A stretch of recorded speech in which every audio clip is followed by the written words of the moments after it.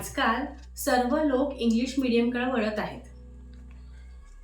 पण आपली जी मातृभाषा असते ती हिंदी किंवा मराठी असते. मग जेव्हा आपलं मूल लहान असतं त्याच्याकडं शब्दकोश कमी असतात. तो शब्द शिकत असतो आणि अशाच वेळी आपण त्याला इंग्लिश मीडियममध्ये घालतो. मग शाळेमध्ये प्रेशर असतं, बेटा टॉक इन इंग्लिश. पण जर बाळाला आधीच आपल्या मातृभाषेतले सुद्धा शब्द कमी प्रमाणात माहिती आहे आणि त्यात इंग्लिशची भर पडल्यावर मूल कसं बोलणार? घरात आपण लोकल लँग्वेज वापरतो. मूल 3 ते 4 तासांसाठी शाळेत जातं. मग अशा परिस्थितीत ते बाळ कसं बरं बोलणार? मग हीच सिच्युएशन पुढं कंटिन्यू होते. त्याला एकतर मराठी कळत नाही, त्याला इंग्लिशमध्ये काय म्हणतात ते कळत नाही. असं करून तो पुढच्या वर्गात जात असतो. पण त्याचं फाउंडेशन वीक होतं. ते बनतच नाही, कारण आपण त्याला बॅलन्सच करत नाही. ग्रामर वीक असतं, फाउंडेशन वीक आहे, शब्दकोश कमी असतात आणि आपण त्याला सांगतो की फक्त तू अभ्यास कर. कसा तो अभ्यास करणार? काय डोकं लावणार तो त्या इंग्रजी शब्दांसाठी? म्हणून इथं आई वडिलांचा रोल खूप महत्त्वाचा ठरतो. इंग्लिशला घाबरतो आपण, पण कधी लक्षात घेतलंय की जर महात्मा गांधी इंग्लिशला घाबरले असते तर ते इंग्रजी माणसांबरोबर इंग्लिशमध्ये लढू शकले असते का? नाही. म्हणून कुठल्याही विषयाला न घाबरता त्याच्यात डीप अभ्यास करणं खूप गरजेचं आहे. थॉमस एडिसन आहेत, पायथागोरस आहेत, भास्कराचार्य आहेत. जर ही माणसं मॅथ्सला, सायन्सला घाबरली असती तर आज टेक्नॉलॉजी एवढी पुढे गेली असती का? निश्चितच नाही. तर चला मग आपण आपल्या मुलांना कशा प्रकारे व्यवस्थित शिकवू शकतो, त्यांचे कन्सेप्ट क्लिअर कसे करू शकतो, त्यांचं फाउंडेशन कसं स्ट्रॉंग करायचं ह्याच्यावर भर देऊया.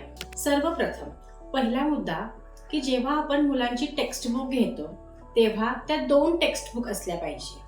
एक इंग्लिश मीडियममध्ये आणि दुसरी मराठी. म्हणजे जेव्हा आपण मुलाला ते वाचून दाखवतो तेव्हा त्याला कन्सेप्ट लक्षात येतो आणि नंतर त्याला फक्त कॉन्सन्ट्रेट करायचं असतं ते फक्त इंग्लिश ट्रान्सलेशनवर. जेव्हा मूल शाळेत जातं त्याच्या 1 दिवसाआधी जर आपण त्याला वाचून दाखवलं तर त्याच्या कन्सेप्ट लक्षात राहतो. मग जेव्हा टीचर इंग्लिशमध्ये बोलतात त्याला ते शब्द रिलेट करता येतात. म्हणून नेहमी 2 टेक्स्टबुक असले पाहिजे.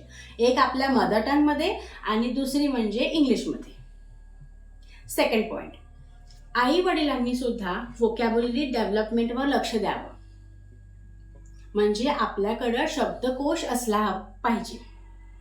तिसरा पॉईंट, रोजचे 5 नवीन वर्ड्स किंवा सेंटेन्स शिकणं आणि मुलांना शिकवणं. घरामध्ये एक इंग्लिश एन्व्हायरमेंट निर्माण करणं. आपल्या मित्रांबरोबर, आपल्या रिलेटिव्स बरोबर, आई वडिलांबरोबर थोडं का होईना इंग्लिशमध्ये बोलता आलं पाहिजे. मगच मूल व्यवस्थित इंग्लिश बोलायला शिकतं. घरात ज्या वस्तू आहेत त्यांना लेबल करणे, त्यांना इंग्लिशमध्ये काय म्हणतात ते शिकवणं.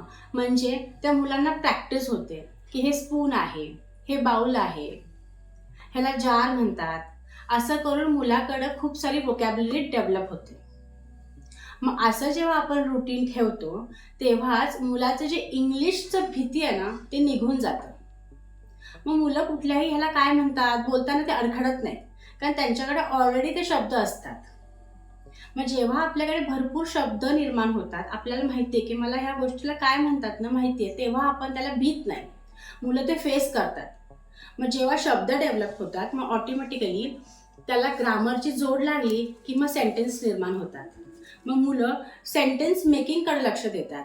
पॅराग्राफ बनतो, सेंटेन्स बनतात. असं करून मुलं पूर्ण बुक आरामात वाचू शकतात. म्हणून ही टिप्स आहेत इंग्लिशसाठी, जेणेकरून आपण आपल्या मुलांना इंग्लिशच्या भीतीपासून दूर ठेवू शकतो. जेव्हा पालक अभ्यासाबद्दल आदेश देतात तेव्हाच मुलांना सब्जेक्टची एन्झायटी होते. जसं की गणिताची भीती, इंग्लिश, सायन्स ह्या विषयाबद्दल मुलांना नेहमी भीती असते. ही भीती दूर करणं खूप गरजेचं आहे. अभ्यास म्हणजे फक्त भीती नाही, तर ती स्वतःला शोधण्याची एक कला आहे. आपण कुठल्या सब्जेक्टमध्ये परफॉर्म करू शकतो हे शोधण्याची कला म्हणजे अभ्यास आहे. माझा फेवरेट सब्जेक्ट कुठला आहे हे शोधणंच म्हणजे अभ्यास. आपण मुलांना सांगू शकतो की जर आपल्याला इंग्लिश आलं तर आपण सुद्धा पर्सनॅलिटी डेव्हलप करू शकतो. त्याला भीती नाही तर जाणणे महत्त्वाचे आहे. फॉर एक्झाम्पल, जर स्वामी विवेकानंदांनी 150 वर्षापूर्वी शिकागोमध्ये स्पीच दिलं नसतं तर त्यांना आज शिकागोमध्ये कोणी ओळखलं असतं का? म्हणून जर त्यावेळी इंग्रजी एवढं महत्त्वाचं होतं, आता तर त्याची महती खूप वाढली आहे. पण ह्यासाठी हॅबिट डेव्हलप करणं खूप गरजेचं आहे. मुलांना सतत प्रॅक्टिस करायला पाहिजे. एक हॅबिट बनवायची अभ्यासाची की 3 तास अभ्यास केलाच पाहिजे. तेव्हाच मुलं चांगलं परफॉर्म करतील.